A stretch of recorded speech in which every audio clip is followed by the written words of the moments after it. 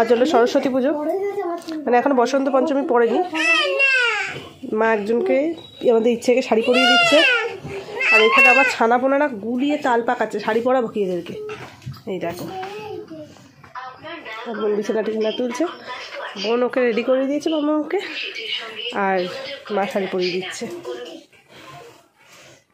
বন্ধুরা good afternoon, welcome back to my channel. আমি তোমাদের বন্ধু চন্দ্রিমা, এসে গেছি একটা নতুন দিন নিয়ে, নতুন ব্লগ নিয়ে, নতুন ভিডিও নিয়ে। তো আজ হলো সরস্বতী পুজো। তো এখন পঞ্চমী লেগে গেছে। তো এই কদিন ধরেই শরীরটাও খুব একটা ভালো নেই, মনটাও খুব একটা ভালো লাগছে না। যে আর সরস্বতী পুজো ছোটোবেলায় যে উত্তেজনাটা ছিল সেটা এখন অনেকটা ম্লান, ঠিক আছে। এবং সেটা শুধু আমাদের মধ্যে না, এখনকার সব বাচ্চাদের মধ্যেই, ঠিক আছে। আমাদের সময় সরস্বতী পুজো মানে আরেকটু আনন্দ উৎসবের ব্যাপার ছিল। তো যাই হোক, আমার প্রতিদেব এসছে, এই যে মেয়ে দুটোকে নিয়ে একটু, মেয়ে দুটোকে হলুদ জামা পরিয়েছিল। এই একজন, আরেকজন কোথায়, আরেকজন ঠাকুর ঘরে রয়েছে। তো চলো এখন আমি এর প্রতিদিন একটু বেরোচ্ছি মেয়ে দুটোকে নিয়ে। তো সামনেই একটু ঘুরে চলে আসবো। ওরা দুজন একসাথে যেতে বায়না করছে, একসাথে একাতে প্রতিদিনের পক্ষে নিয়ে যাওয়া সম্ভব না। ওই যে যাচ্ছে, এই দেখো, চলো চল নিচে দিয়ে আসি। তুমি কি দুটোকেই সামনে বসিয়ে নেওয়ার প্ল্যান করছো? না, একটাকে আমার কাছে দাও, ঠোকাঠুকি করবে, ব্রেক মারলেই। একটাকে আমার কাছে দাও, একটাকে তুমি নাও। বুবু এই তুই টাকা, মাম্মা টাকা, এদিকে ইয়ে। চলো বোন বেরোচ্ছে, ঠিক আছে। যা কোথায় মিলিয়ে গেল না, মানে এই দোকানটা আড়ালে চলে গেল। তাও নিজের শরীর নিয়ে লটর পটর করতে করতে বোনকে আমি তাও কিছুটা শাড়ি পরানো হেল্প করলাম, বাকিটা মা পরিয়ে দিল। ওই দেখো আমার বোন যাচ্ছে। লাঞ্চ প্ল্যান বেচারির বেরোতেই 3টে বেজে গেল। বাড়িতে প্রচুর কাজ করে, দেখো যে বসন্ত পঞ্চমীতে আমাদের বাড়িতে নতুন জিনিস এসছে, ঠিক আছে। মেয়েরা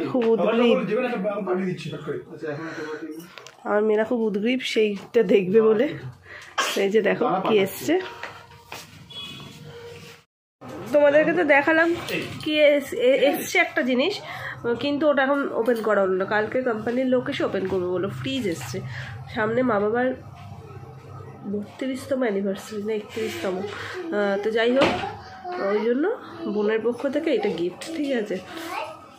তো ওই জন্য ফ্রিজটা এখন ওপেন করা হয়নি, এই মানে বক্সটা খোলা হয়নি। কালকে কোম্পানির লোক এসে খুলবে, তখন তোমাদের সাথে শেয়ার করব। এই তো দেখো, দাদাইকে পেলে তো এর আর কিছু চাই না, মানে এর বাবা আর ওর দাদাই, ব্যাস। দেখো করছে, দেখো দুজনে বাবার সাথে।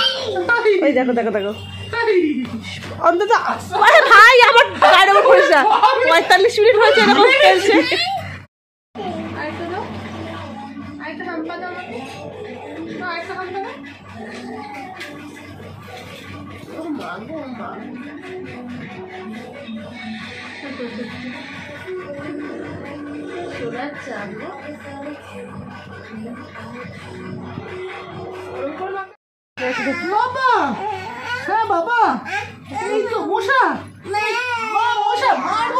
আজকে আর দাদাই ছাড়া কিছু বুঝছে না এরা। মশা কামড়েছে, কোন নালিশ করতে গেছে।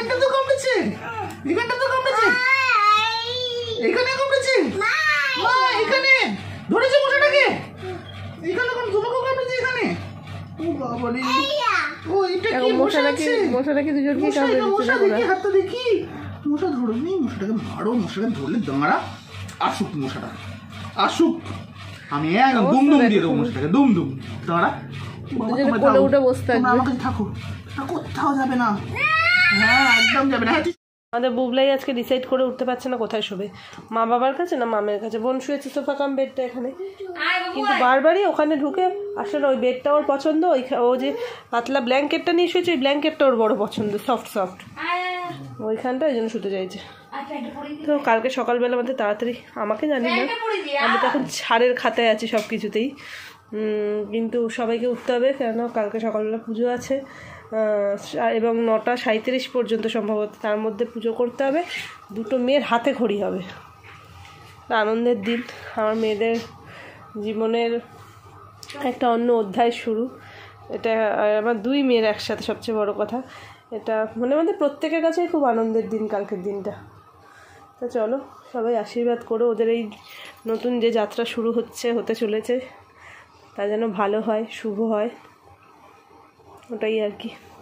বাগদেবীর আরাধনা সরাসরি করবে এবার থেকে আমার মেয়েরা, তো প্রতিদেব পুজো করবে, ঠিক আছে। বোনের তো ভীষণ ইচ্ছা যে দাদাই তুই হাতে খড়িটা করাবি, ঠিক আছে, ওই জন্য বোনই করাবে, পতিদেবই করাবে। বোনের যে কোনো শুভ কাজেই পতিদেবের হাতেই মানে থেকেছে সবসময়।